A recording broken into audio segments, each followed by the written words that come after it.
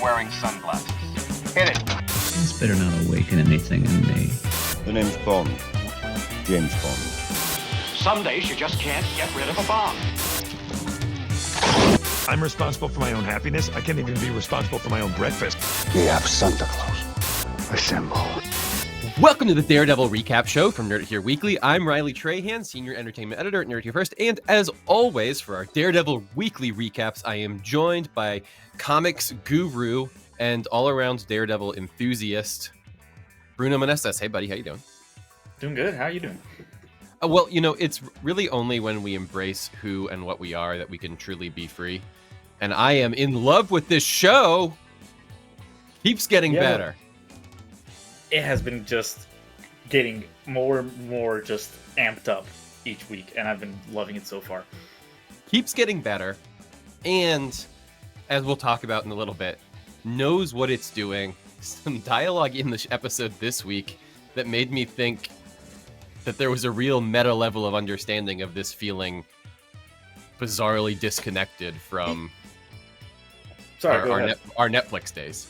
Yeah. Like, when it comes to like some of the lines in this show specifically, Born Again, not Daredevil's whole, just Born Again.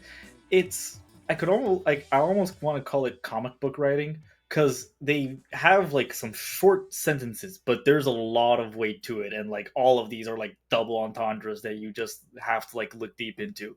And I've been enjoying seeing that a lot for like the whole season so far. Yeah, I've been impressed. To be honest, I'm not at all plugged into what the general critical sentiment is. But I'm digging it. I'm having fun. I think it's a good show. Yeah, no, but absolutely. I don't know. I feel like we'll talk about it, but I feel like I could use a pop in. I don't know if we'll get one, but like A pop in? What do you mean? give me a She-Hulk for like 5 minutes. I Obviously that might break the reality of like the vibe of the show too much for it to actually be She-Hulk. Moon Knight. You could have Moon Knight show up for a minute.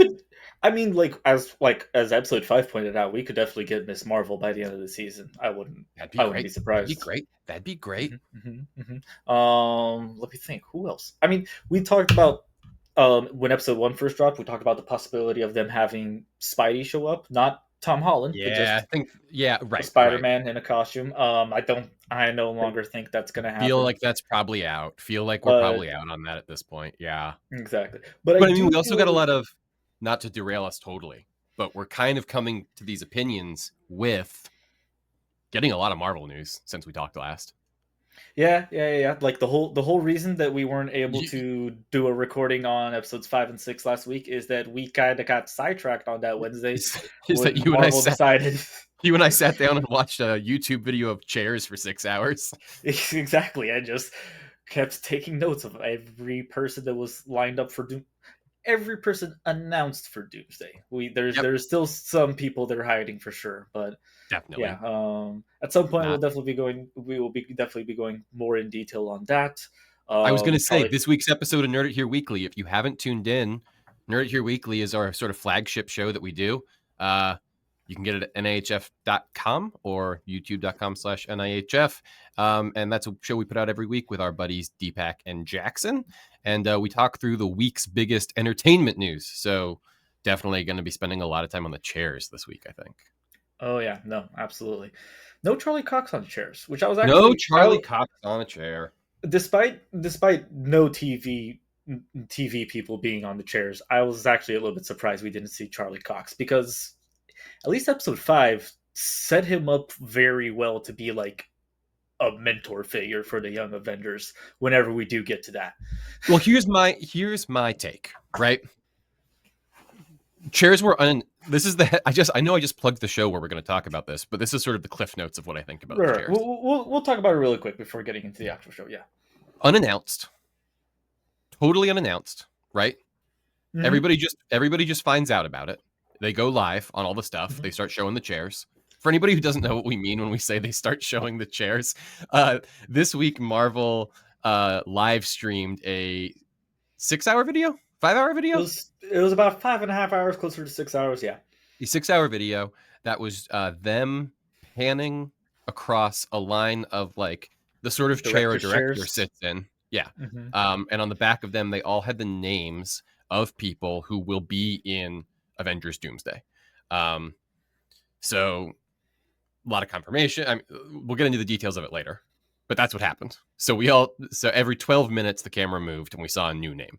So like the first name was Chris Hemsworth. So they just were live streaming the name Chris Hemsworth for 12 minutes. And then they moved and the next one said Vanessa Kirby. And then it just said Vanessa Kirby for 12 minutes. And then there was I like will. I will add in. They spent probably like an hour or so on just Chris Hemsworth to get everyone to let everyone know, just excited. like get them set Yeah. up. Yeah. Yeah. So we saw all these names of these people who are going to be in the movie. Obviously, the point is generate hype, right? Mhm. Like this is where we are. Is we have to get the hype machine a cranking. We're starting production on Doomsday. Doomsday needs to be a mega hit. We're not exactly in the mega hit business these days. Let's get people a talking, even if it's at the expense of something like Thunderbolts, right? You're doing a Daredevil show right now. Mhm. I would be curious, like if I was in their position, I would have wanted to put Charlie Cox on a chair, even just to see if like next week's Daredevil numbers spike, right? Yeah. Yeah. Exactly. Like that. Why That's do a you very good point. Of why do like, you not put Charlie Cox on a chair unless he's just especially fully not in it? And if he's fully especially not in it, that's because disappointing. they did this on a Wednesday. So like we Yeah. weren't the Yeah. only ones who like suddenly all of our Daredevil coverage got halted and we had to put stuff off. Like Yeah. other people had to do this as well. Other YouTubers all had to like cancel Daredevil coverage that they were going to be doing because Yeah. this thing came out of the blue. So like Right. why not put Charlie Cox in there at least as like I don't know some to remedy the situation at the very least. I But think it would draw a lot of eyes to this show. I mean, again, we're never going to mhm. get the numbers. We're not going to know what this show does. But I don't know. Yeah. So we watched Chairs for 6 hours. And if you want to hear more about it, you can head over to either NIHF.com or YouTube.com/NIHF, where you will get full episodes of Nerd Here Weekly for free. And you can also follow us on the socials at Nerd It Here First, NERDITHEREFIRST. And I To get promise we'll have like some fun little game to do with the chairs and not just run through the chairs again. Yeah, we won't just. You have heard that if you are interested in the chairs, you can find other people just talking about them. We'll be doing something fun with them. All right, Bruno. First impressions on the episode. Well, wait. Before we do that, we did miss for the chairs. Yes. Mm-hmm. Would you take us quickly through episodes 5 and 6, and let's just do sort of a speed round on those? Sure. So So starting with episode 5, which for the most part works out as like a bottle episode, was Matt went to the local bank in Hell's Kitchen to try to get a loan for his firm with Kirsten McDuffie. And Weird. Seems like he's doing really well. Can I just say that? Weird yeah. that I didn't think he'd need a loan, but I don't know. Maybe he's been taking too many of those pro bono cases that his partners always hate when he takes. He went there very expecting to meet up with the assistant bank manager, but it turns out that the bank manager is currently out of town on some unrelated emergency. Maybe we'll get into that later in the season. I'm not too sure.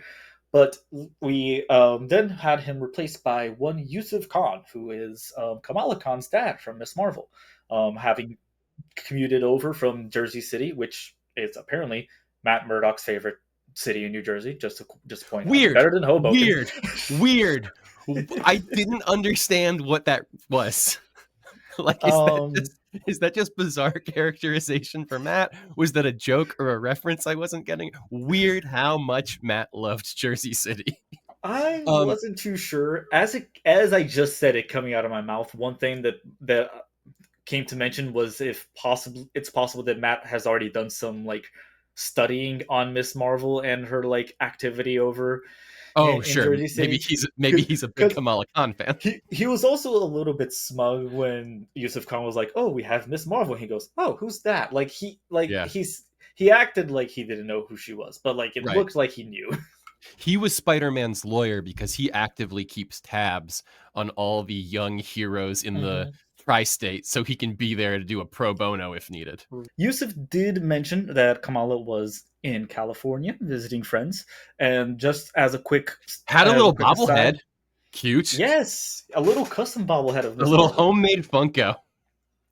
Just a quick aside on the California bit. That is just her visiting me, her little friend Bruno, who recently got a scholarship to, I believe it was Caltech at the end of Miss Marvel. So he's probably just having a little bit of a study abroad there. She's visiting him. Maybe that You're could lead into saying some not West West Coast Coast Avenger stuff. Avengers. I'm saying maybe. I'm Okay, just not okay. just I'm just like, in case everyone is like very hyped up about that, I just want to point out they did mention this one little California connection in Sure. Miss Marvel.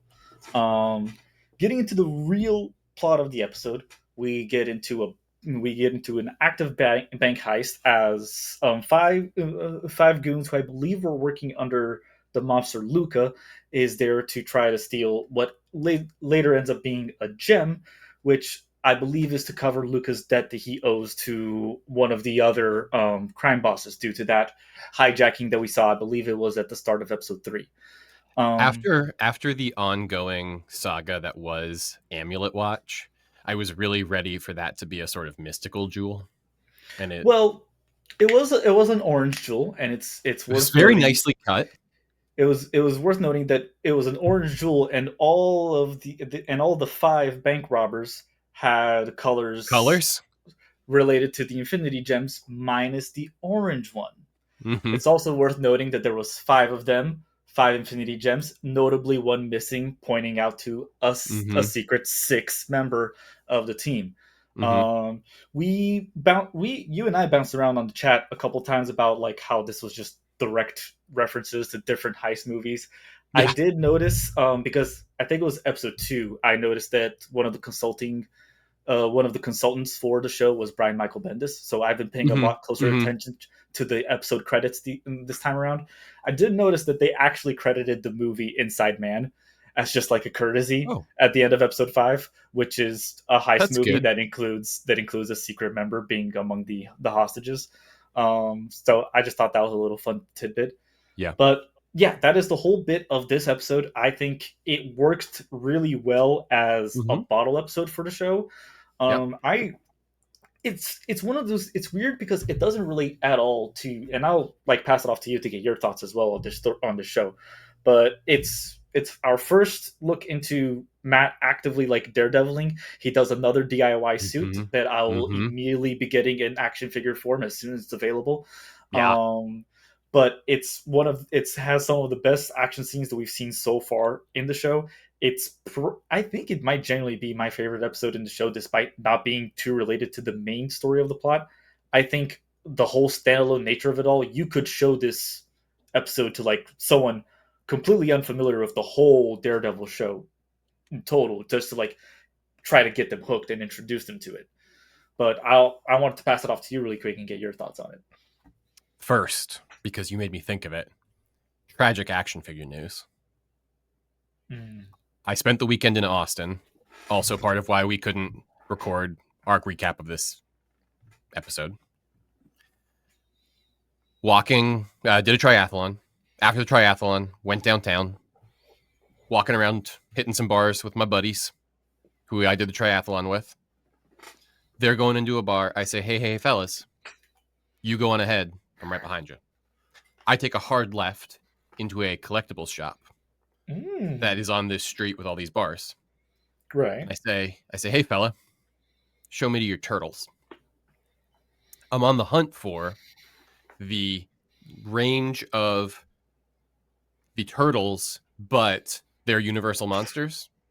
So it's like Michelangelo, but he's the Frankenstein monster, or like Leonardo, but he's a werewolf, right? That's what I remember seeing these when they first came out. Right. That's what I'm looking for. He's got them. But then what he also has is a collection of 4 of them in black and white. And I'm like, ooh. He's like, I got 3 boxes. Like, I got 3 sets of 4 left.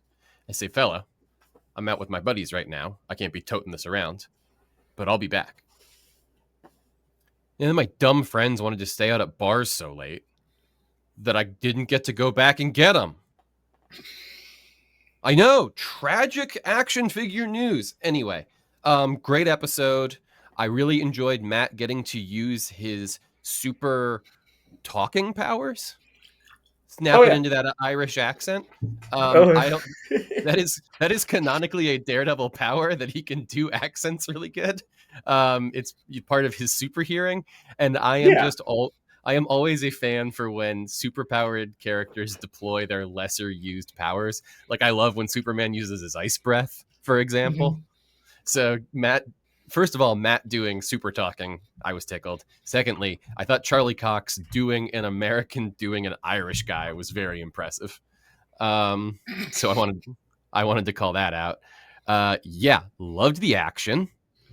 Loved Matt kicking all these guys' asses in like Agent 47 style ways. Oh yeah, he Um, just snapped Devlin's leg in half. well, that's the thing is because he'd have like 3 seconds when a guy was around the corner or whatever, and then he'd have to be back in action. So that was really cool. And then I thought the fight at the end was like really well shot and pretty savage, to be honest. Absolutely. He went to town on that guy. I did think our good friend Frank Castle was going to show up in this episode. That was my biggest expectation. That's fair. So Just the that way that episode 4 had gone, like it was something that we were expecting to follow up on pretty quickly. yeah, I just thought like maybe. I mean, I suppose maybe I was underestimating my good friend Matt Murdock, but I thought maybe like before Daredevil gets to these guys, Punisher shows up to get these guys, and now they're like sort of fighting with each other or around each other or whatever. But no, Matt took care of business. He didn't need anybody else. Yeah, those are my top level thoughts. But the next episode, we got Absolutely. we got Muse. Next episode was a lot more back to the main story of it all, and we Right. immediately jumped into introduction. Not introduction to Muse because we had seen him previously, but We've seen him just out there, but this is an introduction to his whole conflict to the rest of the Daredevil world, we could say. One of his bodies was found, and around the same time, a man who was power washing one of Muse's murals, who also, just quick shout out, he was one of the hostages at the bank, and I just thought it was funny that they reused him for like two episodes in a row. dude's having a rough week. Yeah. Dude's having a rough week. When washing down the murals, he quickly noticed that they were made by, well, not quickly, but after some excavating, he figured out that the paint on the murals was made by human blood, which is why it was so hard to get off. This led into Fisk, and I'm gonna try to power through just the spark notes of this all, just because it was last week. My apologies. Agreed. We have more But stuff to get to. On Fisk's end, he takes this as a full permission to just start his own anti-vigilante task force, and this brings on Officer Powell.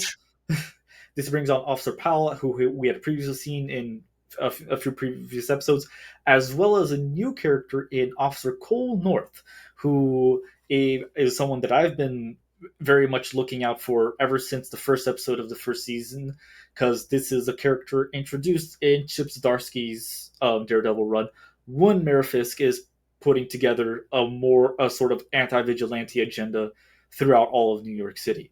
We've been seeing a few details of that here and there throughout the show so far. Only episode where Powell doesn't get somewhat roughed up by Matt Murdock. Is that Yeah. the case? Yeah. Okay. I want to because we're gonna get to it, but Powell was back this week getting his ass kicked by Matt again. in one of the most beautiful 180 moments that I had, but we'll get to that when we get to that. Yeah. So Powell not getting his shit kicked in this week, just having a meeting with the mayor. Moving right along, Fisk was also confronted at his office by Luca, who continued to refuse to pay off his 1.8 million debt, after which Fisk just very braggadociously said, okay, it's 2.8 now, get out of my office. And we just moved along. We had, let me see, what else? Angela continued visiting Matt, basically telling her everything that Hector had been doing up until that point, investigating the missing persons, and this is pretty much introducing Matt to the whole conflict of Muse. And And to which afterwards we learn that Angela goes to do some digging of her own and ends up being kidnapped. Yeah. Angela's going to end up on that Matt Murdock young vigilante lawyer need watch list if she's not careful. Mm-hmm. Meanwhile, leading up to this as well, Matt and Heather have a little conversation where Heather is doing some research for her new book, which happens to involve vigilantes and the whole idea of hiding behind the mask, the purpose behind the mask. Something that she'll also be touching on in episode 7 when we get to the explaining that as well. Yeah. She requests Matt for an interview with Frank Castle, to which Matt is like, "Hell no!" And then she asks her interview. Insane that she asked him for this. By the way, I was like, "What are you doing? What are you doing?" Like, But then I do want to point out that like when the way, and I would need to go back to the scene to pull out the exact wording, but when the way that she was acting when she followed up with, "Okay, how about Daredevil?" It made me Bro. start questioning, does she know? I agree. Like it Chase made me start Meridian has questioning. entered the chat. Yes, because look, Bruno, not that it's a complete 1-for-1, but lawyers and psychologists both have a mandate of anonymity, right? Like Reading confidentiality between them. No, like there is a professional obligation of confidentiality between either of those professions and their client, right? There's Yes. doctor-patient confidentiality and there's attorney-client privilege, Mm-hmm. right? Imagine if, like, you've mentioned before on this show that your partner is a mental health care professional, right? Yes. Imagine if you went to her, like, imagine if she was seeing a guy who was like a superhero, like he actually in real, like not in like he real life dressed up and like went out and like fought crime, right? And therefore Yeah. needed to see a mental health care professional for that. And you were like, "Oh, that's so cool. Can I talk to him for the website? Because that's what we do superheroes. Could you get me in touch with him?" Imagine how she would react. Imagine what her reaction would be if you were like, "Can I let me get his number. Let me get his number." Like, what is she doing here? What is she doing? No, he was his lawyer. He can't put you in touch. Absolutely not. That is unprofessional as hell. Sorry, that I had to pause the episode. I went off so hard because of this. Yeah, no, nuts. SAT word for the day. SAT word of the day for Heather. HIPAA. Yeah, right. Yeah, no. So I definitely think she knows he's Daredevil. It's like, but then we had talked before. We talked before a couple episodes ago about how Matt is not being chill with his powers. I don't know if Maybe she's always known. I suspect she knows now, or is like deeply suspicious at least. In the Mark Waid run of Daredevil, which they're sort of like adapting a little bit. I think it's what they were originally going to adapt fully, with the original take of the show before the overhaul. But it involves him and Kirsten McDuffie running a law firm together, and in that run, him and Kirsten are romantically involved with each other. Kirsten sort of like has the idea that he's Daredevil, and she's just constantly playing jokes on him, thinking that he's not really blind, and thinking that like she's just trying to out him basically. Lois Laning it with, that's what we call that. Lois Laning it. Right. And like there's one scene where she's just like she's going over a law case with him, but she's just like very, very like not that well dressed, and she has like DD written on her chest or something, and he like breaks a pencil intense and stuff like that. I feel like we could get that at some point with Heather. Yeah. At one point. Not like those exact things, because no, but some of the Mark Waid stuff was a little bit like risque. But like I think at some point we'll get something close to that. Maybe keep an eye out for Heather maybe trying to tease out that he But anyways, the show ends in the episode 6 ends in a big parallel between Matthew and Fisk going to their old ways and using excessive force, which is exactly what this episode is called, where Matt hunts down Muse as he's about to kill Angela and just beats. Yes, I really. He says "fuck it" is what he does. He does. He says "fuck it." How the man says "fuck it." How could I forget? Matt gets a Calls the call from police. Angela's Yeah. mom, who Yep. explains, "I can't find Angela. I don't know where she is." Matt is immediately knows that she is hunting down Muse. Is Mhm. about to call 911. As he's about to hit send on the call, he goes, Fuck it. and just runs to his roof, gets the suit, starts swinging his way through New York City. Very much like a lot of symbolism to Spider-Man. I would like to call out. Yeah, Like, well, he was originally a anytime we've Spider-Man. seen Daredevil so Yeah. far. Yeah. But we get a big parallel where while Matt is just beating the ever-loving shit out of Muse, Goes to Fisk, town on the man. Oh, Fisk and yeah, goes to his little hideout where he lets Adam out of his he cage, also said, "Fuck it." gives him an axe, and goes, "Come at me." Yeah. Here's an axe, bro. Let's fight. I'm good. You got an axe. Versus You want out? axe. You want out of your cage? Let's go. Right here. I am right Mhm. here. Nope. Mhm. Dunzo. Both these guys get absolutely ruined. And the Daredevil combat looked a lot like the Daredevil combat from the Bullseye thing.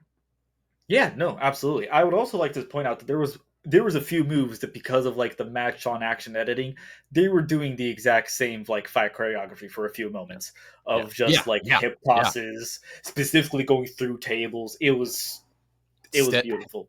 Shout out to action choreographer Phil Silvera, who is at the end. Matt almost chokes out Muse before he finally notices that Angela is on her literal deathbed and has to save her, giving Muse a chance to escape. On the other hand, I'm not sure if Fisk knocks Adam unconscious or dead. It is actually quite questionable, and even after watching all of episode 7, we still don't know what happened with Adam. Yeah, I think he probably did him. He probably did him, but like in my eyes, he did him. But then he still went through the effort of dragging him back into the cage and closing the cage. He's just still in there, but he's dead now. Yeah, with an axe. And that's where we ended up on episode 6. I thought this was really great. I thought it pushed forward the main story really well. We also brought back Detective Angie Kim, who we had seen in episode 5 being the hostage negotiator with the bank robbers, and she did a fantastic Irish joke. I would just like to point out she was really funny in that episode. And after episode 1, I was not like on the lookout for this character to return necessarily. Well, that's the thing. I think episode 5 was supposed to be her intro episode before they did the whole overhaul thing, and then they gave her this connection to Cherry. Yeah. This is the weirdness, is that like they put her in that opening in 1 because they shot it after everything else, and they were like, she's a character we can have talk to Cherry at his retirement thing. But like she just felt like this weird like hanger on up until now. But yeah, no, episode 5 very funny, and now becoming important to the plot very quickly. Yeah, it seems like she's the lead detective on the Muse case as we go into episode 7 as well, and she's pretty much been in charge of like the whole thing, at least as up until a certain point, which we'll be getting into. And I'm curious to see how she's going to react to that when it comes to like episodes 8 and 9. But so No, I was going to pass it off to you. Yeah, let me just keep rumbling. So we start off episode 7 with Fisk finding out that Daredevil is back. It's Buck Cashman, the always fun name to say, Buck Cashman, and then it's what's his name? Daniel Blake, not to be confused with Donald Blake. Not Donald Blake, Daniel Blake. Daniel Blake is not Donald Blake. I have to tell myself that every week we do this show. Daniel Blake and Buck Cashman are in the mayor's office. I liked this little exchange. They're telling him Daredevil's back. I don't know how they found this out, but somehow they came to bear the knowledge that Daredevil was fighting Muse in the sewers last night. I assume Angela told them, because Angela told the authorities, and then the authorities reported back to Buck and Daniel. That makes sense. So also 2,500 milliliters of blood. I would just like to touch on that really quick. Yeah. How much blood is in a human being? Let me do the quick research. Yeah. No, I liked it because he was like 2,500 milliliters, which I don't know, sounds like a lot. 5 liters in the human body. Of an adult human body. Oh, and yeah, she's little, but yeah, so it's like half of it for sure. Yeah. He at least got half of it. So there's sort of like there was a vigilante, like a masked vigilante in a red suit or whatever. They don't exactly know it was Daredevil, but Fisk is like, he's back. And Cashman says we don't know that for sure. And then Fisk just tells them to get out. And then once they're out, he repeats to himself, he's back, which just was really like Kingpin coded to me in a way. Man where is he's like, absolutely obsessed, as we're going to learn later in this episode. yeah, well, that's the thing, right? So we talked about up until now that the whole thematic like through line of the story so far had been these two guys trying to like repress this almost like addiction that they have to these like asocial behaviors, right? Mhm. So for Matt, it's dressing up in a fetish outfit and going out and beating the shit out of evildoers, right? And for Fisk, it's just like his propensity towards craving power by means of violence, right? Like these are these two men who just want to be fatty violent. foods. And Yeah, fatty right. foods. And eating delicious fatty foods. These are just these two men who like are drawn towards violence. Fisk says at the beginning, he says it's hard to deny a violent nature, right? And we've been watching these two guys try and deny their violent nature. We know from post-production stuff that scene in the diner was shot like after everything else because D'Onofrio and Cox went to the showrunners and were like, hey, you don't have like anything with both of us in it. This You is might a want quick to aside. we're pretty good together. You might want to get us in a scene together. Yeah, as a quick aside, I absolutely love the bromance between Charlie Cox and Vincent D'Onofrio. Like It's been great. They have been taking over the whole marketing campaign for this show and like doing all of the interviews, and it's just It's fantastic. something absolutely great to see. I'm all here for it. But so they sort of like wrote this like little note for us where they were like, hey, we've made the show already. Here's what it's about. Right. Mhm. And so, yeah, at the end of last episode, we saw we saw them finally give in. We saw them say, fuck it. Right. And now here we are. And this whole episode is about just the indulgence. Like they both have these big, stupid grins on their face the entire episode because they are just like pigs in shit, like getting back to being violent maniacs. Right. So yeah, Angela's recovering from her attack in the hospital. Matt is recovering from his night. Just touching on what you just said, yeah, Smug Mac has been at his peak in this episode. Yes, when he's talking to Angela, he's just like, "Oh no, we'll get them. I promise. Don't you worry." If the cops don't get him, someone else will. I promise. That's a bit. I'm not even thinking about not putting the mask on again, right? Like the notion of not being Daredevil has completely left my mind. If I'm willing to say something like, if the cops don't get him, someone else will, I promise. That means I am Daredevil now, full time. Like I'm not even a lawyer anymore. I am Daredevil full time, lawyer when I can be. He's Daredeviling during the day. Is Angela there with Heather? Does she know? No, I don't think so. I don't think so. But okay. I could see her finding out for sure, but I didn't get that read as much. But so Angela's in the hospital recovering. Matt's back at his apartment recovering. Heather comes home, and we don't have to dwell on it, but I'll call it out. Pretty hot makeout scene in the shower between these two. Fucking steamy. And they is what my notes said. Yeah, they held on it for a minute. There was some pretty intense music. Maggie was in the kitchen making herself a snack, and she heard like this violin. She was like, "Sounds like things are getting pretty intense in there." I was like, I mean, they're just kissing, but this is some kissing they're doing. Which you don't know. Absolutely. It goes back to our overall point, I think, to not be silly about it, that this is a show that is more and more comfortable getting farther and farther away from the Marvel brand, right? Like this is not a thing you would see in I guess Tony Stark bones that Vanity Fair reporter in the first Iron Man movie, but like other than that, they aren't exactly the most like sexual films in the world, right? Also, who was that? Like, it's something completely unimportant, but who's that Vanity reporter again? Like, who played her? It's someone who's like too big. Is it like a real actress? I'm pretty sure it's like someone who's like a real actress today. It's Leslie Bibb. Yeah, that's exact. Yep, that's it. Yeah. Current season White Lotus. Yeah. Talladega Nights. Yeah. Sure, Iron Man 2. Yeah, no, she's done stuff. Oh, she's in that those babysitter movies. I like those. They're like a horror series on Netflix. That's Oh. that's what it is. I'm sorry. She's also in Juror number 2. Pardon me. I didn't know. Sorry, I haven't Leslie. seen Juror number 2 yet. I have to check that out. No, me either. But there was a guy on the plane watching it, and I like have such a bad habit of just like I'll spend whole flights just bouncing between other people's movies. No, yeah, I spent a whole flight watching American Pickle, like on someone else's screen with no sound. Yeah. I just so watched the whole movie. But he was clearly like in the last 15 minutes of Juror number 2, and I was like, no, I can't. Like that's gonna. I don't want to ruin it. I watch American Pickle silenced and subtitled over Love someone's that. shoulder. Love that. Rogan doing some shit right now. We should check in with Rogan's studio. I really want to get to it. I know you started. I started. It's really good. It's really you started. Deepak started. I think we'll be talking about it on the weekly because it looks great. Okay, so Matt, very smug about Daredeviling. Heather and he talk at the apartment. He's got to lie. Heather's like, "Why you all beat up?" And he has to like sling some lies about being a blind man that bumps into stuff. She doesn't buy it for a moment. And this is where he says, "Sometimes this all feels fake to me."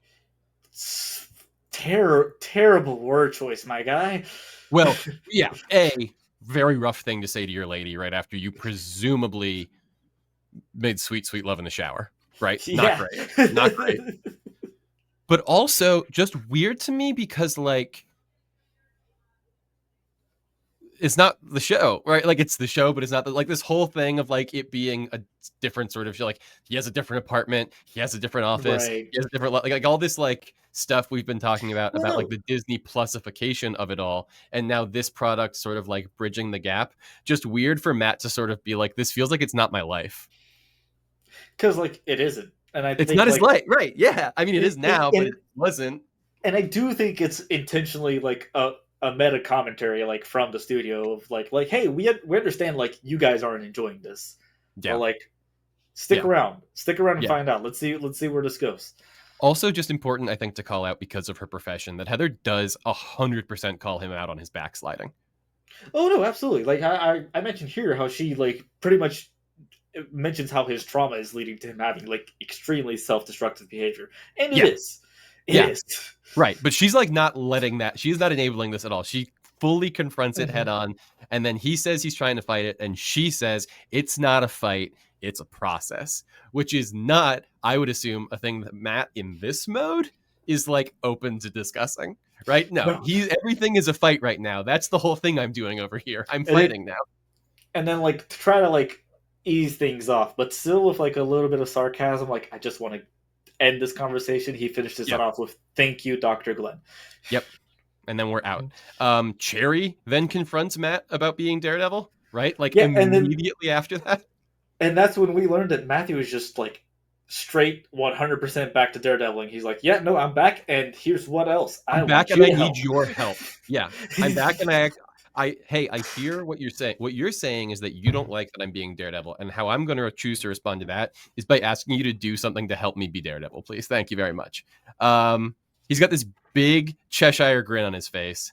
And he says he wants his help hunting down Muse. Mm-hmm. And Cherry is like, absolutely not. No way. Right. And Matt like gets so persnickety at that. He says I didn't write down the line. But he says, there was a time when you were on the force. Moments like this, you called me. You called me. Like, hey, man.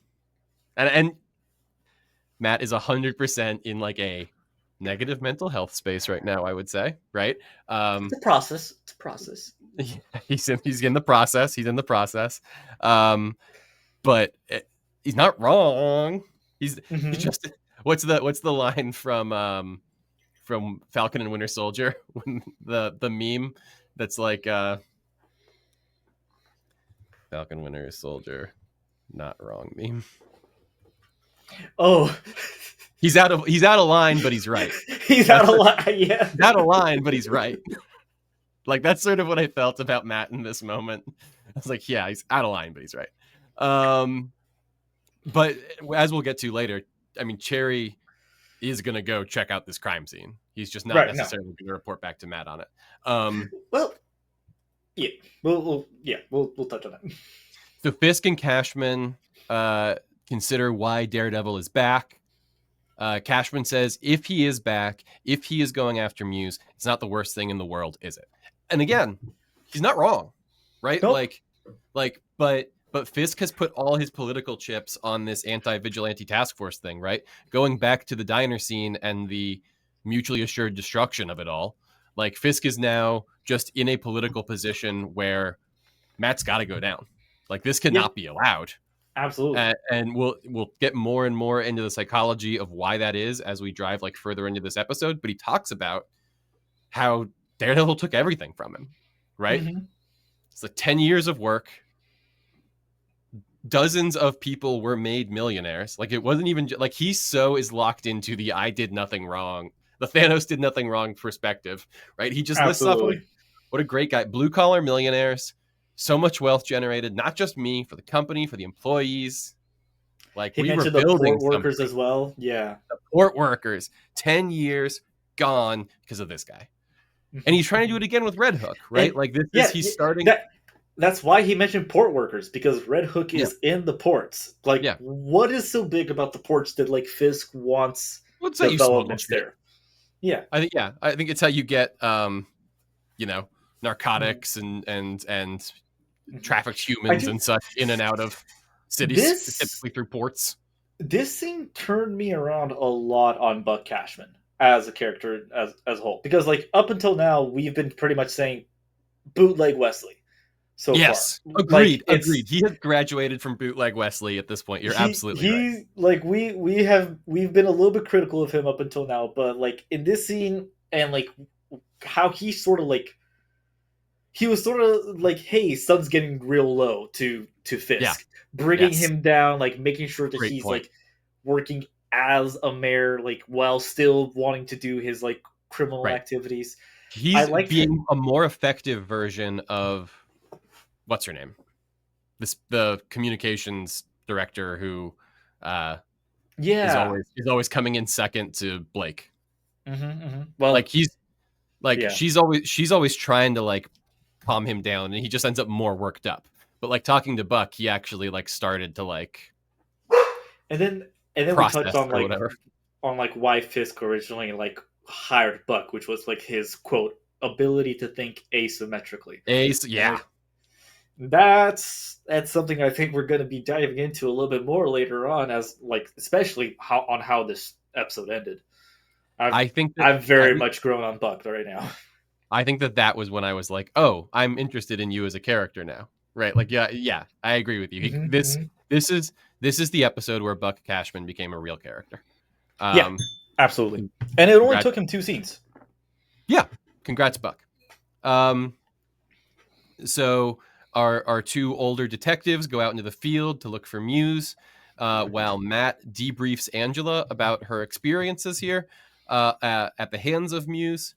The cops find his creepy underground murder den, and this is the scene we were talking about earlier where Matt promises that if the cops don't get Muse, somebody will. Anything else you wanted to touch on about this interaction between Angela and Matt? This is really just nitpicky, but I just wish they had chosen a different partner for Angie Kim investigating that hideout, because rather than Cherry. No, I mean for the longest time I thought it was Cherry, but it's not. Oh, it's not Cherry. It's just a completely separate police officer working for the department. But as you just pointed out, it looked a lot like Cherry. Yeah, absolutely did. But then I was like, why? But like for the longest time, my brain was like, why is Cherry working with her? He's retired. That doesn't make sense. But then I noticed the bald guy had a walkie that he was speaking into constantly with dispatch. And then at one point they showed a brief close up of his face, and I was like, oh, it's not Cherry. So I just wish they had gone with a different extra, but that's me nitpicking at this whole thing. No, I agree. Clearly I was affected by it. All right, then we get Vanessa meeting with Tracksuit Mafia. There's a lot of exposition dump about sort of the like C tier through line of this whole episode that has been like these brief hits with organized crime. There's a brief back and forth about so maybe you can help me litigate this. Yes. as you mentioned recently, Fisk like doubled the fine on one of these guys, right? Yeah, he basically Luca, the man visiting Vanessa in episode 6. When the first time we see Fisk in episode 6, Luca is visiting him in his office, very Right. braggadociously, and it's And he's pretty much just Tracksuit like Mafia from Hawkeye. that's what we assume. We're not too sure yet, but like he's wearing a tracksuit, and Yeah. so that's the main connection we all make. Mhm. But as he pointed out to Fisk, like he's just straight up refusing to pay off the debt. Mhm. And this is coming after, Which was imposed from way earlier in the season Mhm. when there was some Right. miscommunication about the taxation laws in Red And Hook that Vanessa sort of set straight. and this is also after the episode 5 bank heist, so like I do wonder if he just decided to like stand up to Fisk after his bank heist plan failed, because Right. they do mention in episode 5 that the whole point of the bank heist is to pay off that 1.8 million debt. So I think, and so like after he braggadociously stands up to Fisk, says, "I'm not going to pay off the debt." Fisk says, "Okay, the debt is now 2.8 million. Right. Get out of my office." Is Yeah. essentially how the rest of that conversation goes, and we don't get a follow up until this talk with Vanessa at the port, where he essentially suggests her to do a coup. Yeah. He says the Yeah. rules were worth it when he's complaining about his fine going up, and she says that rules is rules, basically, is her response, right? Yes. And he says back to her, the rules were worth it when you were running things. It was better then. You know that. I can see it on your face. Maybe ... Maybe it's time for a change. Right. And she says, Mm-hmm. "Are you asking for my permission or my help?" So I mean, it's a straight yes from me. Yeah. What are you asking? Like, that's not great, right? Hey guys, how's therapy going? How's therapy going? Are you asking for my permission or my help? How's therapy going? Yeah. That great, huh? Okay, so yeah, I guess she found Adam in his axe or something. Like, she's not pleased. Mm-hmm. Are you asking for my permission or my help? That's up to you. Yikeroonies. We will come back to this before the episode is over, but my Absolutely. goodness, these two, trouble in paradise a little bit, huh? Mm-hmm. Okay, this is when we get into like the meat of the episode. So who should come walking into Heather's office today at work than local artist and well-known and prominent serial killer Bradley Muse, Bastion Bradley Cooper, Bastion Muse Cooper. Nice. And he's here because he wants to talk about his upsetting childhood and his penchant for murdering people, taking their blood, and painting the town with it, literally. This is intercut with scenes of, and I'm sorry, Bruno, if you remind me her name one more time, I will actually try and retain it here. Detective Kim? Detective Kim reporting back to Fisk about the Muse situation. He was institutionalized again, he had a forced hold on him, put in a mental institution 3 times before the age of 20. He was expelled from a boarding school, and last but certainly not least, murdered his Taekwondo teacher after 3 months of basically forced training. I thought the Taekwondo bit was especially interesting because after last week's episode, everyone was like, "How the fuck does he fight like that?" Yeah, and it's almost like they wrote and shot this right. scene in a week for this episode, where they're just like, "By the way, he knows Taekwondo." Yeah, I mean, hey, we've talked about it so many times on this website. Hey guys, maybe they're doing something. Let's give it a second. Let's see what happens. Yeah, right? yeah, right. And it's not like he was like bullseye good. He was pretty good. Mm-hmm. Like, Yeah, he held his own for sure. But yeah, this mentally unstable street artist, yeah, definitely we were maybe a little bit surprised at first. But here we find out he had 3 months of basically round the clock training with a live-in Taekwondo instructor, one of the best in the world. right. But he says to his therapist, Heather, about his time training under Master Lee Son-ji. All I ever wanted to do was be an artist, to be the person I am now. And that's all thanks to you. You were the key. Don't you see that? You've unlocked something in me, something I didn't know was missing. Okay, question for you. So, Yes, sir. Heather's book is about the division of personalities, particularly in regards to vigilantism. Yes, Correct? very very specifically called "Live Without Fear." We can never forget. Right. Yes, called Live Without Fear. Absolutely very important to remember. She says in this episode, anyone who has to wear a mask is a coward. Yikeroonies. Circle back. Woof. This all feels Right. fake. Hey guys, Right. how's it going? Hey, how's it going on that side of the So romantic aisle? Amazing. so Are these guys? I wonder if backsliding into a violent and feral state is having a hard time on anyone's relationship this week. Can't quite tell from all the subtext getting thrown around. going back to like our whole conversation of like, does she know Matt's Daredevil? Yeah, right. Yes. So like, if yes, Woo. what do you mean by that in terms Yeah. of your boyfriend? Yes. Agreed. 100% agree. And even if you don't know, let's say even if you don't suspect at all, Right. you literally just had a conversation this morning about how he represented two of them in court. And then like you went out of your way to try to like get an interview with them, and like you're Yeah. already going into this with like a negative connotation This against is your them. yeah. So anyway, my question is, do we think that like there's any linkage between sort of Heather's professional career and Bastion Cooper's decision to mask up and start, being a fanciful serial killer? Because as we find out when Cashman and Fisk are talking, it's not like this is the first serial killer that has haunted New York streets since Daredevil was born, right? Right. Do we think that there's any, just because of this sort of explanation he gives about Heather being the key somehow, do you think that like he read her book and was like, all right, time to put on a mask? Yeah, I think that's exactly how it went down. I think him reading the book is like what led to him Was realizing like what activated him? exactly. That's And interesting. I don't know. And that's if why he we'll- was so excited to get her autograph in the opening episode. exactly. I do hope we do touch on that in some sort of way going forward, because it would be interesting to see how that affects Heather going forward. Yeah. Like Yeah. knowing that like she pretty much instigated all of this. Agreed. I mean, that's like the ultimate form of victim blaming in a way, but like, yeah, I mean, Right.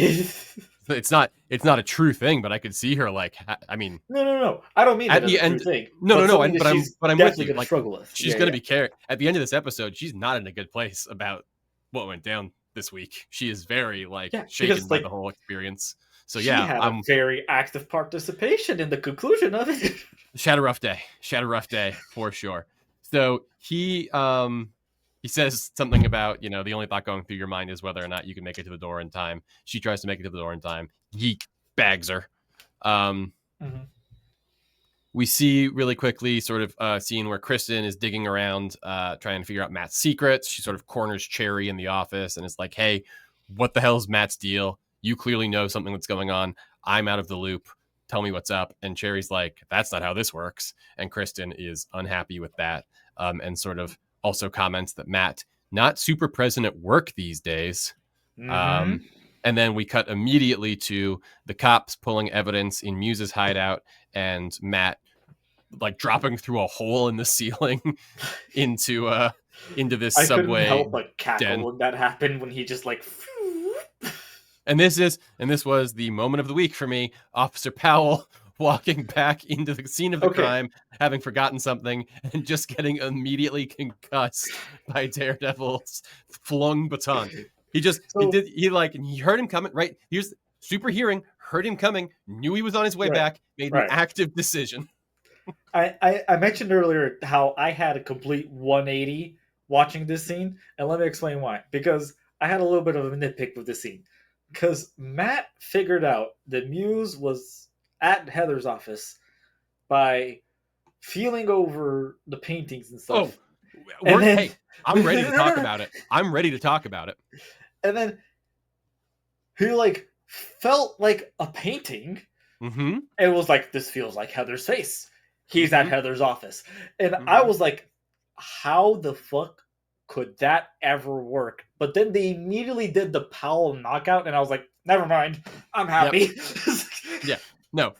Massive leap in logic. Absolutely sort of yada yada over with a very funny joke, which is Powell just getting his ass kicked one more time by Daredevil. Goes There's down just immediately. there are just scenes like these sometimes where I question what went through the actor's mind. Like, did you have any common sense when you were reading the script? Did you have I any questions for the writers? I think that they use like a Looney Tunes style kerplunk noise when he gets like clocked in the head. It is Oh, it is so funny. But yeah, no, we should talk about it because as I mentioned, as we've been talking through this series, I've been rereading the Soul Run, and there Mhm. is an issue where it's a one-off issue where Daredevil's running around some building, deactivating bombs and saving hostages for old Captain America, who's been unsuper serumed at this point in continuity. Right. And at one point, he finds a bomb, and it's a digital clock, and it's got a timer on it. And Cap says how much time's left, and Matt's like, "Couldn't tell you, brother. Can't see." Like literally, no idea. And that like came to my mind immediately when we got to this scene where there's like all these paintings. I was like, oh, he can't see those, and he's like running his hands over it, and I'm like, fine, like I guess I'll give it to you. And there was even some because they were blood that they were like a little bit. I can't give it to him. I'm sorry. I just can't. There were even some that were like a little bit textured because of Yeah, like no, like so like but no, sure. it was even for me who loves a goofy superpower, as discussed earlier this episode, it was absurd. It was ridiculous that he was just Right. like, oh, this painting feels like my girlfriend's face that I But touched this morning. I bet he's killing yeah, her right yeah, now. the cut with the flashback of him horse petting her face made it worse. Yeah. Because because when they decided to make that connection, I was like, no. Yeah. Absolutely not. Like, Yeah. if he He had never just does like that. gotten He never does that if because he it can had see just been her. like the He can shape see of her the just fine. sketch, maybe it was like the shape of the sketch, and he could have been like, oh, that's kind of like Heather's hair. That's like Heather's like face, sort of. Find Maybe, her but book. yeah, that's what so many people said online. What if it had just been a book? Like if you're gonna give him I can see writing on paper powers, yeah, like find her autographed book or something, or find like his journal, like his scheduler, like therapy at 3, her Frankly, apartment. I don't know, like frankly, okay. As you mentioned it, the autograph book would have been so beautiful because there was a scene earlier of yeah, him getting an autograph getting the on book his book. signed. Yes, right. Uh, Stupid. uh. Yeah, no, but you're absolutely right because then they knocked Powell out, and I laughed so hard. Exactly. Like, I was ready to complain, and then Yep. Okay, so Daredevil during comes the smashing. overhaul, the editors knew what they were doing. Yeah, they found it. They found, hey, you make a movie 3 times, Bruno. Once when you write it, once when you shoot it, and once when you edit it. And they landed this scene just perfectly for me. Muse has Heather tied up in her own office. He does a big old cut down the arm, a really big one. That's enough said about that. To quote Megan Griffin from Family Guy, sideways for attention, long ways for results. Yep. Yeah, that's a she is going to die slash down the arm. And he's not, taking it with any sort of precision. He's just going to smear it out of her onto this canvas, I suppose. This is where we get the aforementioned anybody who needs a mask is a coward line. She once again has an opportunity to sort of try and get away, but Muse absolutely rocks her shit. He like suplexes her onto this canvas that he's laid out. Right, Jesus Christ! Just to point out, I never think it ever occurred to me that his suit is made entirely of canvas until Detective Kim made that connection, and I was like, Agreed. yeah, that makes perfect sense. Agreed. Right. We should mention, yeah, he has kitted up while she's been unconscious, which I think is a good use of his time, to be honest. It was Right. I don't know. Was that in like a duffel bag? he did come into the therapy session with a giant ass duffel bag that Okay, Heather did not have any questions about. Maybe you're going to the gym after. It's your Yeah. therapist's office is supposed to be an accepting place, so maybe you don't That's maybe you don't true. pry That's it. true. That's true. But I yeah, but I'll say this. We didn't really touch on this. I would have asked more questions when he cut his own hand and started, or no, when he wiped the blood from his that's nose and started that's drawing spooky exactly pictures on the that, that's exactly what I was about to point on. Why did he get the nosebleed out of the sun? I think he was just so horny for murder. I don't. I don't know. I have no idea why it happened. My comic book brain goes back to like his inhuman powers. It makes me wonder if we'll be seeing him after this episode. Not to like give away details about what happens later in this episode. We're gonna talk about it in like 10 minutes. He gets shot a whole bunch of times by Heather. Right. He empties a clip into his ass. But yeah, I would have had more. I would have not liked when that was happening. I would have maybe started asking questions. But anyway, here we are now. Daredevil comes swinging in through the window, and they brawl while the vigilante task force stacks up outside. They're getting ready to breach. They're doing the classic sort of 3 guys on one side of the door, 3 guys on the other side of the door, C4 charge on the door. I don't know why they're doing that in this like apartment building, but it looks cool. So fine, whatever. Yeah. But they're like, I, to my understanding, you can usually get into those. I've never lived in Manhattan, but I think my understanding was that door opened and then you needed a key for the other ones. But regardless, the vigilante task force, probably not, as you said, is sort of extension of Fisk and his over dramatic excess of force. So that's what we get there. Muse runs at Heather with a knife. And then inside during the fight, Muse is coming at Heather with a knife, and Matt spears him like a fish. My lord. Yeah. This was bloody. And then because with it's on the canvas underneath, it's on the canvas. Yeah. That was Muse's quote unquote last piece of art was himself. And holy just this shit. Hook comes bursting through his chest. Blood goes everywhere. Matt yanks him back, and the piano wire or whatever it is wraps around him, and there's just cuts everywhere, and there's just so much blood. Definitely thought he was gonna I was ready for him to just kill Muse. I was there was no question in my mind that I think brother he was gonna die. Ready to kill Muse, but then there was that one moment there where he just pushed Muse away and Yeah, and Heather empties the gun. Muse had a gun earlier, neither here nor there. Empties the gun into Muse, and he goes down, obviously. Yeah, some intense shit. Yeah, Heather goes down. Matt stabilizes Heather, but then that's right. Matt stabilizes Heather. Quickly makes an escape before the anti-vigilante task force breaks through the office to try to secure the whole situation. Right, and then Fisk comes to the crime scene and gets the report that Daredevil was there, and that he is the one that stopped Muse and saved Heather. And Fisk, once again, sort of paralleling what happened at the beginning of the episode when he says that Daredevil's back and he gets pushback. Fisk says, we don't know what happened. Like you said, it was really chaotic when you got up here. We don't know what happened. What we do know is that your men did your job. You stopped Muse. You and your men are heroes. There was no one else here. Isn't that right, officer? And the guy says, that's right, sir. I do like to point out that Cole North did do a quick. He was a little bit reluctant, I would like to say. He did. When he did that little nod.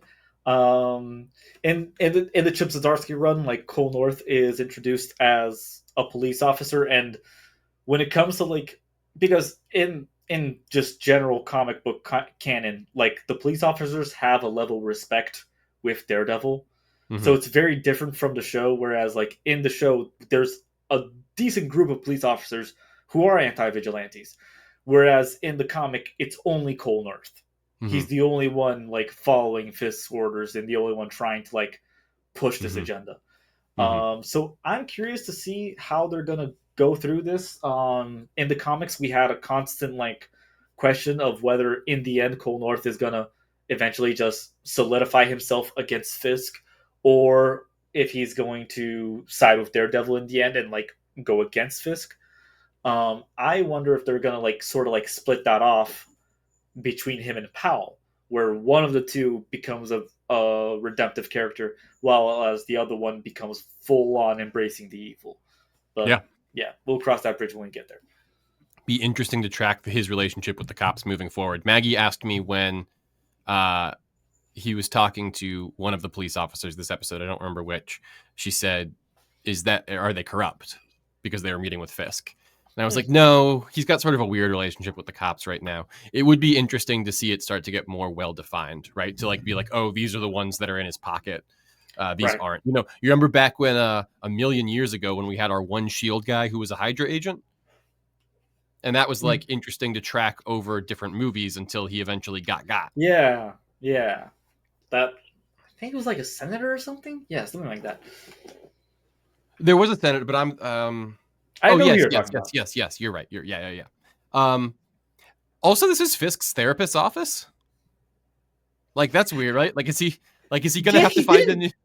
Yeah, he didn't touch on that once. I just didn't realized. come up at all. Yeah, it didn't come up at all. This is where he goes for marriage counseling, which like I don't know. His wife like asked a dude if he needed help killing her husband this week, so maybe they're not going anymore. I don't know, but yeah, didn't come up. We'll see if they interact again, and if he's like, I saw how bloody your office was after the attack. I hope you saw my news broadcast where I took credit for taking down the vigilante. Yeah, right. Because also, okay. Here's Yeah, what's up? I'm just putting things together. So, as a person who goes to therapy pretty regularly, if my therapist knew the truth about something, I don't know that I would go on the news and lie about it. I feel like I'd get sort of like called on that the next time I was in my therapist's office.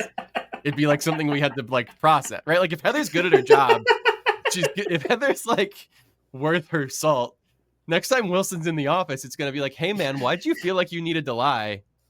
Like where's that coming from? I have not once thought of that. Tell me about your relationship with your dad. Yeah. Oh, you beat him to death with a hammer? That's weird. Let's talk about that. How does that make you feel? Yeah. Jesus. Yeah. I'm just saying, I don't know. Maybe they don't see each other anymore. Okay. Here's something I was shocked by. BB and Blake when Daniel Blake randomly became Tony Soprano. Yeah, no, go ahead. Take it away. Just that Daniel Blake and BB Urich are still talking. Oh, like, okay. After she totally blew up his spot, that time they went to the club, I would have assumed that this was no longer a thing. We talked about this, I think, the last time we did a recap where we were like, let's see what happens there. But I was pretty ready for like BB to start a new plot line or something. I did not expect this dynamic to be continuing. I was surprised to see how well Daniel sort of turned that into an Uno reversal card. Like, agreed. Right. Yeah, and you burned me publicly online, so now you're in my pocket. Right. And yeah, because obviously we're actually legitimately friends. Not the vibes I've been getting from them like at all, but fine, whatever. I mean, like this is one that unlike I can feel the faces on the paper. This is one that I'll be like, okay, fine. There was stuff that happened off screen. I didn't see all of their whatever. Right. But like we've basically seen them interact 3 times, right? Mm-hmm. Four times. Mm-hmm. The first time was him showing her into the mayor's office and him being like, don't bring up Vanessa.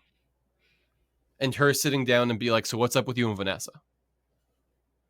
Yeah. And that's the same interaction where he goes, man, I really thought you gave me your phone number because you liked me. But now I see it's just because you wanted access. So that's number 1. Not great. Number 2 is the time they went out to the club together. Had a couple drinks. Well, a bunch of drinks. I mean, actually, there was probably some ketamine involved, to be honest. And she kept trying to like push him to like divulge more and more information that he was uncomfortable with, and then like get him to stay out later and later. And he was like, I've got to go to work. That's number 2. Number 3 is he gets burned on all that info, right? And then number 4 is this. Like, those are the instance, like, now they're still hanging out? Yeah, no, I get you 100%. I just Would not have expected that either of them actually considered the other one a friend at this point.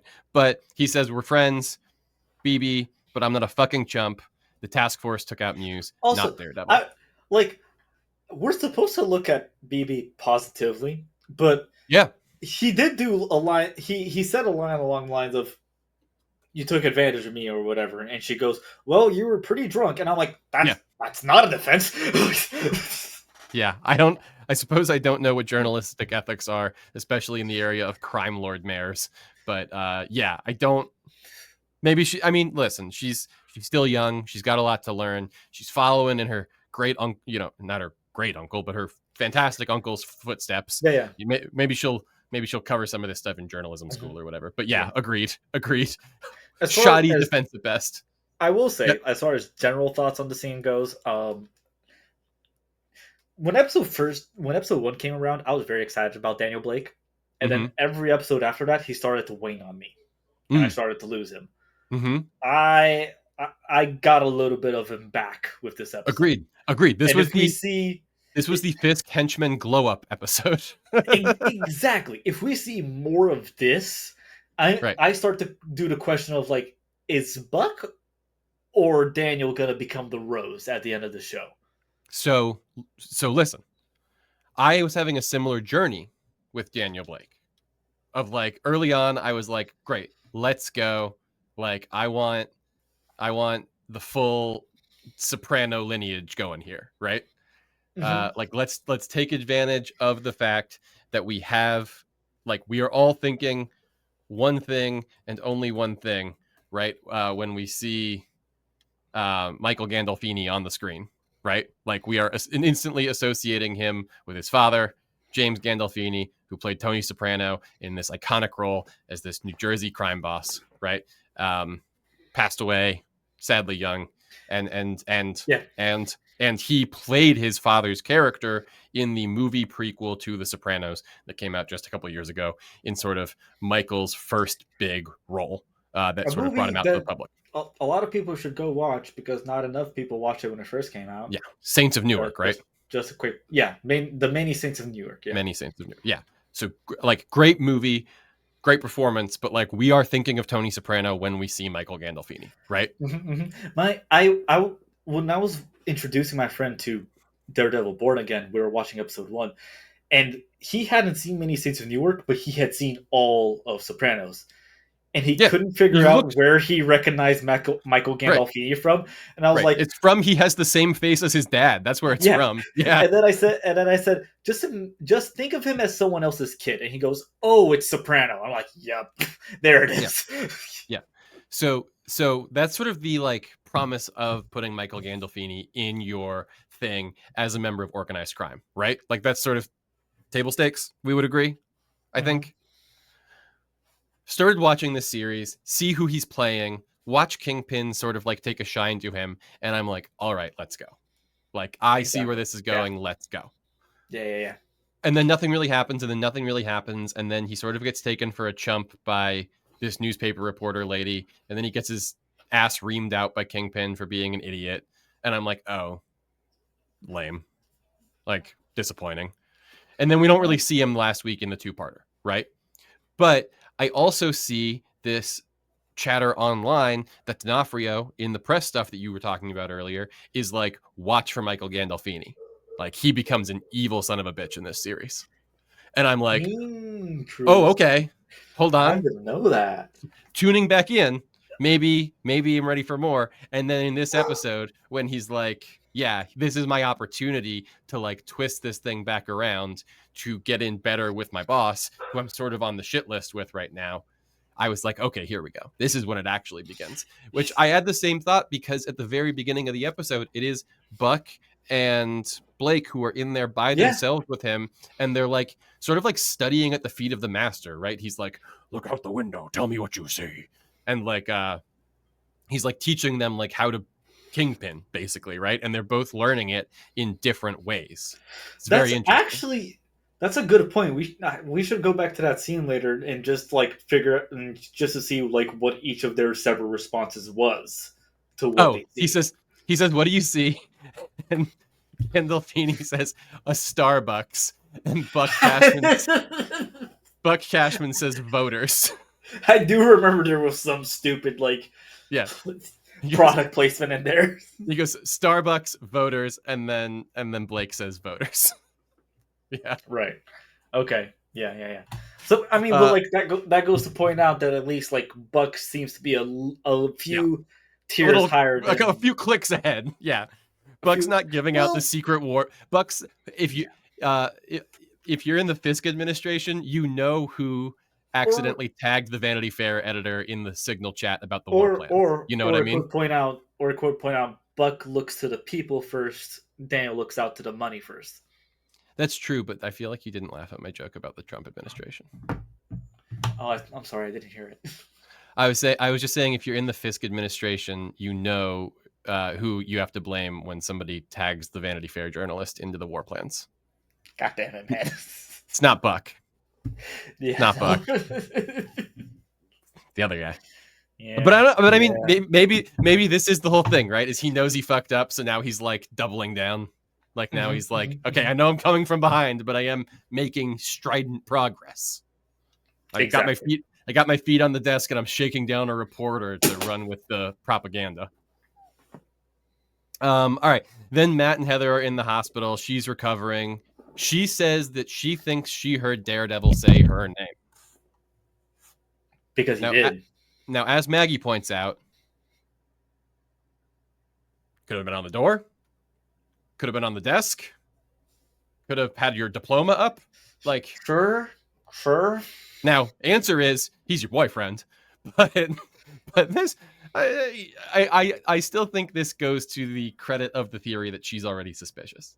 Like she is Lois Lane in the Richard Donner movies style, looking for evidence that fits her theory.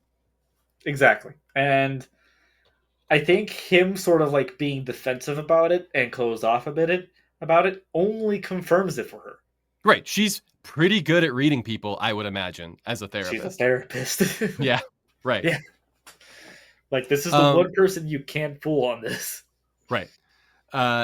Behind Matt, the television catches Heather's attention. She turns up the volume, and it is Fisk announcing that the task force successfully took down Muse. Much like in the episode where we saw him fix the pothole, he said, "I promise to keep the city safe. I deliver." Pardon me. Yeah, no, the Fisk impression really takes it out of our lungs. Yeah, it gets me. At some point. Yeah. How does Vincent D'Onofrio do it all day? Right. Yeah, he's very good at it. Because I hear his real voice, and I'm just like, how, dude? Are you just smoking a full pack right before each take? No, there was a really good article that I'll try and find and send you so we can put it in the show notes about Vincent D'Onofrio talking through how he found this voice. That I just thought was really interesting. So yeah, it's a whole thing. But yeah, so he takes credit. This did remind me of fixing the pothole, where he's sort of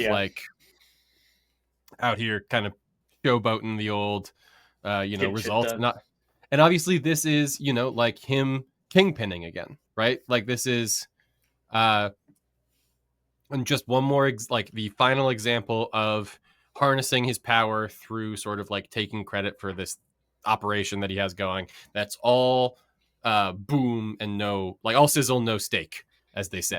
Right. It's a very flashy, expensive, violent program that doesn't actually even catch bad guys, but I'm the mayor, so I get to say what happened. Exactly.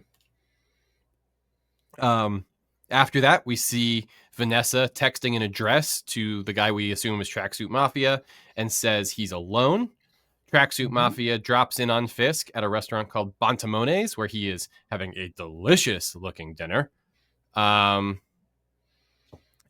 Tracksuit Mafia is not in the loop on sort of the thematic arc of this week's episode of the show, because he instantly gets shot in the head by Buck Cashman, who is lurking in the shadows, ready to protect his boss. Immediately becomes the most interesting character on this show. And then Fisk says, "Could you call Vanessa and ask her if she'd like me to bring home any Sauvignon?" Does he know? Oh yeah, no, I For genuinely sure. believe You think this was 100%? I think this was a game between Vanessa and Fisk. Yeah. And Yeah. like a game that maybe they do occasionally. Of just like, Oh, hey, like that would be fucked up. I was generally starting to think like, hey, you're here. I'm gonna send this hitman over and see if you can take care of it. It just okay. What it does for me is so I took it to be related to the overall point that was the exchange between Tracksuit and Vanessa earlier, right? Which was like you should be in charge. Yeah. And like, are you asking for my permission or are you asking for my help? That's up to you. She sees this opportunity for him to go get Fisk. And you're right. Maybe this sort of things happens a lot, right? To cite the great television program The Wire, as Omar taught us, if you're going to take a shot at the king, don't miss, right? Maybe this is a thing. Maybe guys are always trying to take shots at the king, and this is like a little silly thing Vanessa does. I thought this was more of a coup and a coup attempt anyway. And it made me wonder how aware is like how much does Fisk feel his stuff is actually at risk? How invested is he actually in like reconciling his marriage with Vanessa when he presumably kills Adam? Was that him just like folding, like saying fuck it and like folding on all of this and just reverting back to full Kingpin mode? How does the Red Hook thing play into all that? I have so many questions about the like Fisk as Kingpin I don't know narrative right now. I'm very split on it. What I think really happened is that it was all set up. I think Vanessa sent Luca there, but then she told Fisk that Luca was coming. What I want to have happened was that Vanessa agreed to this with Luca, but then like sort of like playfully with Fisk was like, "Oh, you're gonna be at dinner at this place? I would be careful if I were you." And this is just like an ongoing thing that they do. That's interesting. I think, and this sort of takes us into our like thematic discussion, right? But like when I watched this episode, what I saw was, I'm always looking for these parallel between the two guys, right? And maybe that's partially, I think, why last week's doubleheader wasn't like as exciting for me because I'm like so invested in like how these guys are being tracked alongside each other. But it was really exciting for me for other reasons. I loved that bank heist shit. I thought that was so cool.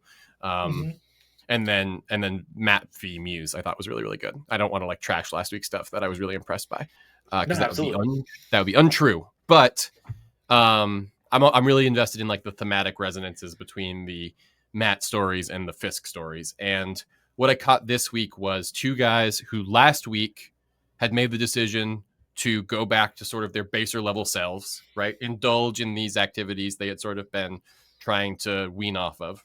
Right. And then this week, them grappling with the ramifications of that in their relationships, right? Where like Matt and Heather and Fisk and Vanessa are both like sort of at each other's throats in a way. And so, yeah, that makes me think that this was like a more genuine risk for Wilson, but that he is like, because he is, maybe she doesn't know he's kingpinning that hard, or maybe she hasn't like fully grappled with it yet because she thought he was alone, but he was never alone. Like Fisk, like Kingpin, Fisk, I don't know. Fisk's a guy, I don't know him. Kingpin, he's got his guy. Like, he's got his man with him 24/7. Yeah, I don't think she would ever expect him to be alone. So why would she tell Luca that he's alone? That's one of the main things that made me think. I think this was like a little bit of like a game with them. Yeah, that'd be fair. That'd be interesting. Well, we will definitely want to keep tracking that. How many episodes do we have left? 2. We only have 2 left. Two more. But I mean, okay, we've kind of had Muse pegged as like our series villain. He basically had a teaser one week. He had a thing he actually did one week, and now he's dead. Presumably, as you say, maybe not. So like, exactly. Like me wanting Muse to be alive is genuinely me sort of like wanting to save this show in my eyes, because I don't know how the show goes forward without Muse being around. I assume it's Vigilante Task Force versus Daredevil. Well, yeah, sure, but like it's just, I just feel like we didn't do enough with Muse. I feel like there was a lot more that we could have done. Yeah. Especially like when we take a character that's like entirely like centered on art, and then we've already had a character established in the show for like 3 seasons so far, Yeah, and Vanessa is established with weird. art. Is weird we didn't get any Muse Vanessa stuff. Absolutely. Exactly. Like that is the one thing that bothers me. But aside from that, I do think it was still like all great episodes. I am curious to see how they go forward with this, especially now that Muse is out of the picture. I'm curious to see like how they keep the conflict going. Hey, out of the picture. Mm. Out of the picture. That's funny. Yeah. He paints. I like when I liked how he I really like every time Fisk has to be on camera as like affable mayor, and he's gotta do like his super awkward smile. I'm really into. I hate that smile so much. Remember, I love New York. The city that never sleeps. Remember, the city never sleeps. God, he's so Reminder, weird. he said that to children. He just said that to children before he left the room. He said that to children. He was like, I gotta go, City never sleeps. Deuces. Yeah. Yeah, definitely keeping an eye on Fisk's new little apprentices. Definitely keeping an eye on the Heather of it all. Yeah, man, a lot going on. Yeah, Vigilante Task Force. I do think that could probably, you could squeeze 2 episodes out of that, especially if you need to get Punisher back in here before you wrap. That was gonna be my next question. It's been 3 episodes since we've seen him. Do we see Frank Castle before the season's over? Yeah, you've got to have him do some punishing. Let him do some punishing. He's got all these cops that he supposedly wants to take it out on, and now they're all going to be coming for our guy. Like, we still got to figure out who killed Hector Ayala. Right, presumably one of them. We haven't figured that out yet. Somebody on the task force. There's a lot of people thinking that it was Cole North because of like the hoodie he was wearing in episode 6. Interesting. But like the way the character's been portrayed so far, it doesn't really line up. Exactly. Yeah. Unless he was like best friends with Dead Dude. Right. Because that would be my guess. Is it somebody who was like super tight with the guy that got liquefied by that train?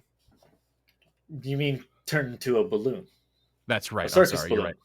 We did get a very detailed description from the guy from Manhattan about what happens when you get hit by a train, which I have not been brave enough to fact check. He was alive up until the point that they backed the train up. Like that's how physics works. That's how science works. Yeah. Yeah, disgusting. Still bad to hear and have to think about. Yeah, I don't know where my thoughts are on any sort of Hawkeye crossover or whatever, but I do want at least one Frank Castle action sequence before the series is over. And the further we get here, the more it sounds like we're going to get. I mean, at this point, there's only one Defender that I feel like hasn't been confirmed for part 2, and he's making a big stink about it online. I don't know if you've seen that. I have. I think we might be seeing some. The way he's been about that, it's pretty much been like everyone has been called except me. Yeah. The thing I saw he said was, I understand people didn't like it. I have thoughts on how it could be better. Like, give me a fucking shot. Yeah. Those were the exact words. Yeah. Right. Yeah. It's not me like putting more emphasis. Like, give me a fucking shot was, I think, the tweet. Yeah. I mean, look, I'm still very in. I'm still excited. I'm still interested. Yeah. I am hoping, and this will be something we talk about on. Oh no, this is a good place to actually. Let's end with this. This will be something we talk about more on Nerd Here Weekly. So if you've made it this far into this show, if you've listened to us babble on about Daredevil for 90 minutes, go check out Nerd Here Weekly. You will enjoy it. It is us doing basically the same stuff, but with a bigger group, just every week about the news of the week. It's a good way to stay up to date on the nerdy stuff you love, like movies and video games, TV shows, comic books. We give recommendations every week about our favorite stuff. We run through some of the top headlines, and then we do a deep dive into a bigger conversation about some of the stuff that happened this week. This week, we're going to be talking Marvel chairs for sure. Jack and I will probably talk about Assassin's Creed Shadows because we've both been playing that. And hilariously enough, our opinions are sort of flipped from where they've historically been on the Assassin's Creed franchise. And we're going to talk about this story. So we got the Kang leak, right? The the script for the now scrapped movie Avengers Kang Dynasty was leaked on Reddit. We got to take a look. We got a chance to take a look at that. I was reading through it. Daredevil and Punisher show up in that script.